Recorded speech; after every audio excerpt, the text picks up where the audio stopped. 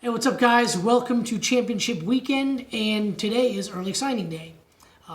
We'll talk more about signing day on Sunday when I get the wrap-up show with T Pike. But right now, not a whole lot of unexpected things happening. USC got a really good quarterback, number one quarterback. Caleb Williams signed with Oklahoma. Number one JUCO defensive back, Dejon Warren, flips from Georgia to Jackson State, where Deion Sanders is the head coach. So what better coach to play for if you're a DB than Deion Sanders himself? So I think that's one of the first of many that Deion's going to get. But let's talk about some some games on championship weekend. Starting Friday night, you've got the big one, number 13 USC, Pac-12 South champions versus Oregon. Oregon is not the Pac-12 North champion, that's Washington. Oregon knew if something happened with COVID for Washington, they would get in. So they were preparing for 2 weeks. They were off last week. They were preparing for USC. Washington couldn't make it due to COVID. So boom, you've got Oregon in the Pac-12 championship game, which I think kind of sucks. Because if for some reason they should knock off number 13 USC, kind of a bummer because USC is on the cusp.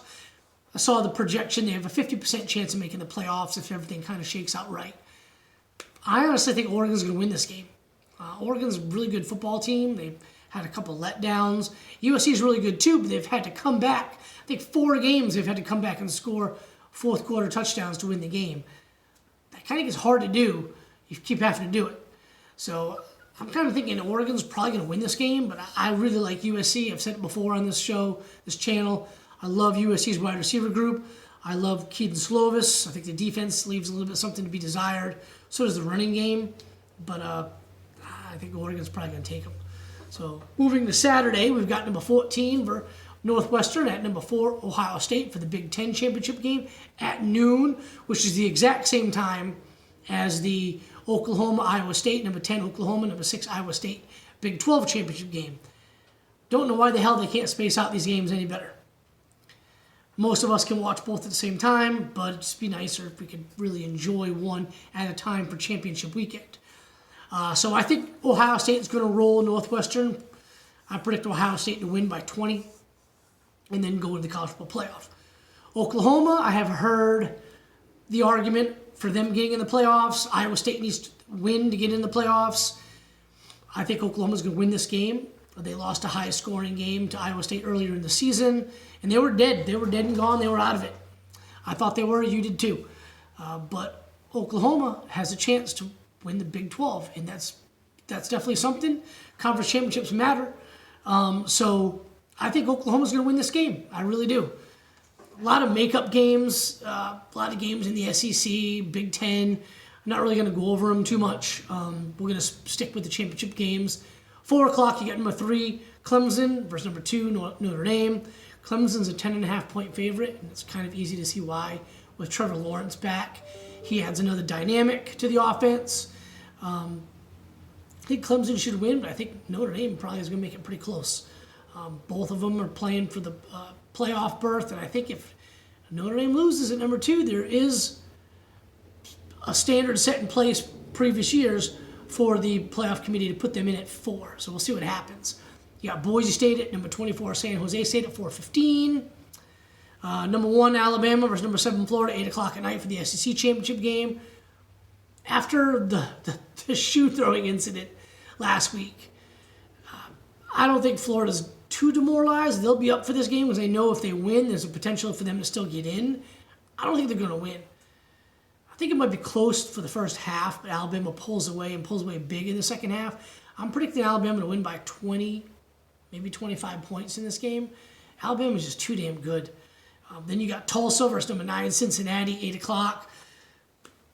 Cincinnati hadn't played in 3 weeks. I don't really think they should be. They might be rusty the first quarter or two, but I think they should take this game and get themselves a New Year's Six bowl game. So don't really want to talk much about the playoff rankings because they really don't matter right now. Come Sunday, we'll have a better picture of probably most likely who's in, who's out.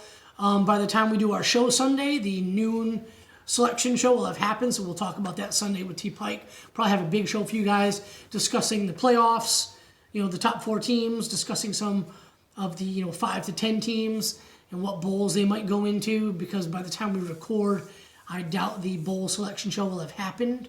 But I'm sure on Twitter some games are going to get leaked. We'll also talk about signing day. Maybe there'll be some more surprises. But one more thing I want to talk about real quick. Georgia kind of got the shaft. They only had 3 home games this year. They're going to have 4. They play in Jacksonville against Florida, so it's a moot point. But they were supposed to play Vanderbilt a couple weeks ago for the senior night. Vanderbilt canceled on them after the debacle. They had some COVID. Some of the players quit due to Sarah Fuller being on the team and her halftime comments. They played last week for their senior day at home against Tennessee. Early Monday, like around lunchtime Monday, it was like, yeah, we're not going to play. More guys opting out. They just don't give a shit. Georgia gets screwed again because yet again, the makeup game was this weekend at noon for a senior day. They don't get to have it. Obviously, Georgia probably should have been better prepared and done their senior day earlier in the season because for COVID, nobody knows what's going to happen. But they kind of get screwed. I know nothing's going to happen to Vanderbilt in this situation. They're not going to get kicked out of the SEC or anything like that. But there should be some ramifications and some punishment for them because this isn't COVID related. This is just dudes saying, screw it, opting out. And Georgia gets the shaft. 3 home games. Seniors don't get a senior night, which kind of sucks for them. I think that's BS. I know that they've tried to schedule, they've called a bunch of teams to schedule a game for Saturday. I heard Iowa's interested, but after the game with Michigan, they sent the players home. Coaches and administrators wanted to play the game, but they couldn't bring the kids back from their home. Chances of them having caught COVID being gone, I think they've been gone for like a week already. So that sucks. That would have been an interesting matchup, Georgia versus Iowa. I know they tried to reach out to Colorado State and a couple of the teams and just couldn't make it happen. So that sucks. They're playing pretty well. They're ranked number 8 in the playoff ranking. They're playing pretty well now with JT Daniels, averaging, I think, like 45 points a game. So that kind of sucks. Would have been cool to see them play Iowa. But anyway, that's about it for the show. Looking forward to some of these championship games this weekend. Like I said, I really wish they were spaced out. Kudos to the Pac-12 for having that game primetime Friday night. That helps out people like us, right? So anyway, we'll catch you guys on Sunday for the wrap-up show. You guys have a good weekend. Enjoy the games.